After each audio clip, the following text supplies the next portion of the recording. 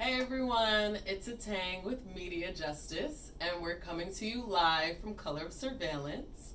So, Media Justice, in partnership with Georgetown's Center on Privacy and Law and Free Press, are bringing this year's conference where we're exploring the surveillance of poor and working class people. And so, in true media justice fashion, we've brought together a delegation of amazing Black and Brown activists who are working on surveillance issues and specifically lifting up how race, gender, and socioeconomic status impact who gets surveilled, since we know surveillance is not neutral. So I'm here with one of our delegates, Cameron, fellow DC chapter member of BYP100. Hey.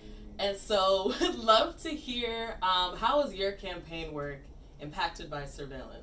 Yeah, so I think our campaign work is impacted by surveillance in like two key ways. And so one of the main ones is that, because we're trying to do work and do actions that, kind of inconvenience people who are powerful, we have to be mindful of the fact that we are being surveilled. And so we have to use different types of methods, I won't name technologies online, but that to use to make sure we can communicate and organize with each other in a way that isn't being surveilled by police or by the state. The second way is that kind of the content of almost all of our work hinges on surveillance in some way. A lot of our work around abolition, around decriminalization, is really about moving the state further away from Black and Brown communities, and in order for them to be able to live lives without being under kind of the surveillance state. So our sex work decrim, one of the many reasons why we're about full decriminalization is that having police officers or public safety actors kind of around the sex trade increases danger to sex workers, period, whether or not you're criminalizing sex work for sex workers or criminalizing buyers. And so a lot of that work is around removing the surveillance state, removing officers who are circling around and abusing people. And similarly for our No New Jails campaign, pretty straightforwardly, we don't want a new jail, and we're not about having a new jail because we basically put people in cages and eliminate their privacy and surveil them. Awesome, and I appreciate you mentioning this twofold surveillance. So as Black activists, we know in general we're being surveilled, and then also the populations and communities that we're organizing with are also being surveilled. So there's that double head there. And finally, so the conference just kicked off, but we've heard a lot of great speakers, Amazing. Lots of gems, and so would love to hear what's resonating with you right now. Yeah, I think if I could get the phrase privacy is a luxury poor people can't afford tatted on my face, Yep. I might. It really truly is I never really thought about it that way. Growing up, my family is very private. I grew up in the south side of Chicago.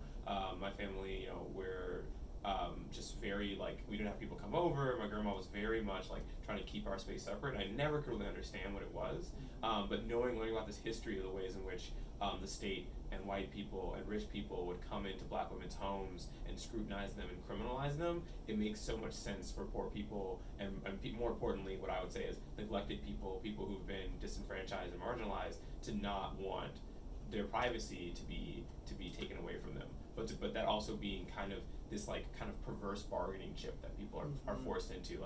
If you want to get what is rightfully yours, public resources, you want access to things that we've demarked as yours, you have to give us this privacy that you have, that many people feel is sacred and valuable, as we can know from data and from some of the other presentations. There's a lot of money to be made taking information, taking data from people, and not giving it back to them.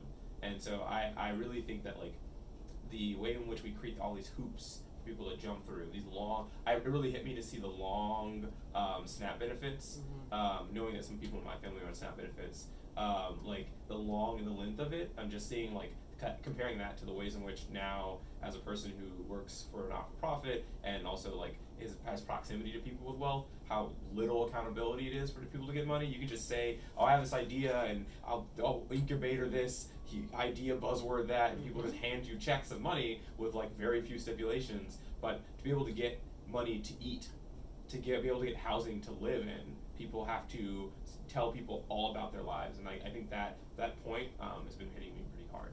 Awesome. Thank you, Cameron. Yeah, no problem. Thank you.